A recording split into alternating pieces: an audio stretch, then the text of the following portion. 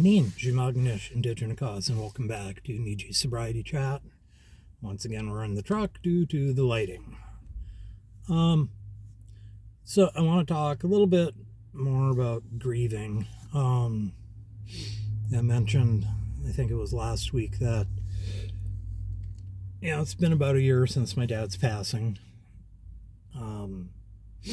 So this year I'm kind of not feeling the holidays or looking forward to them. So I think I'm just going to skip them altogether. So I've been, just my own self-care. I've been trying to keep myself a little bit busier.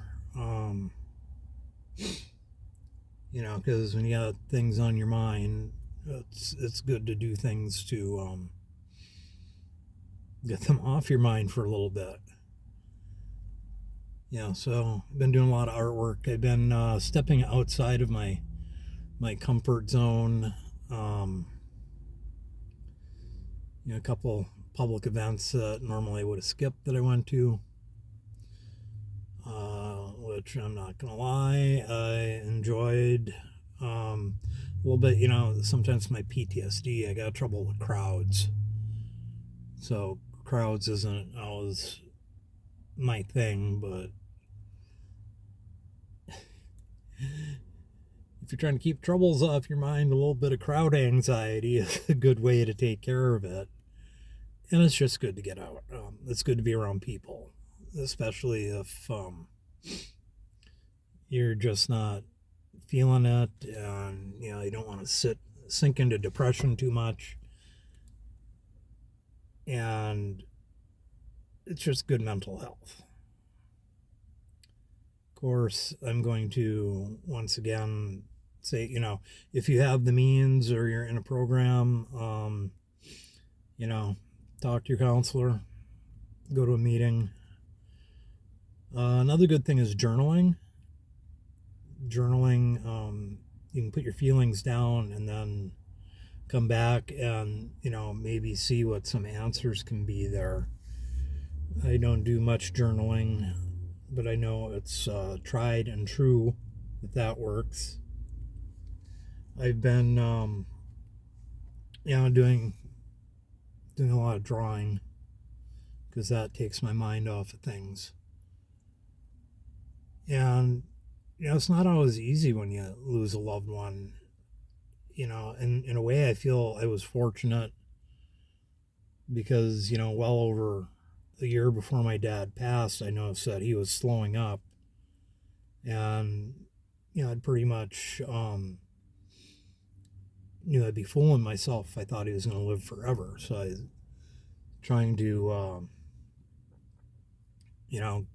get my head straight with that. And I was lucky to be able to do that. Not everybody's able to do that because some losses are abrupt and untimely. And you can't avoid that. If you're living on the res or in the ghetto,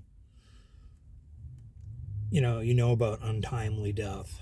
I got friends that overdose all the time, friends that just pass from bad health or circumstance. So those are harder to deal with. Sometimes you get a little numb to them because so many people pass in such a short period of time. Some people hit me harder than others. So, but always reach out. If you're not feeling it, just reach out. People will understand. And, with me, I don't need a lot of consoling or anything. In the beginning, a little hug and, sorry to hear about your loss. That was good. But, the rest of what I'm going through, I need to navigate on my own because, that's owning my own feelings about something and how to deal with them. And like I said, I see the shrink over at the VA, so that helps a lot. If you have access to that, then I suggest you do that. If not, there's lots of other things that you can do. Meeting, or if you're in some kind of recovery program, then make the most of that. And as always, put your tobacco up. Ask the Creator for a little help. Always give thanks for your own life.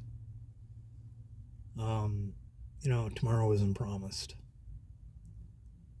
And next week, I'm probably going to have a guest. We'll see that next week or the week after. We'll see how that pans out. But until next time, Gigawabman.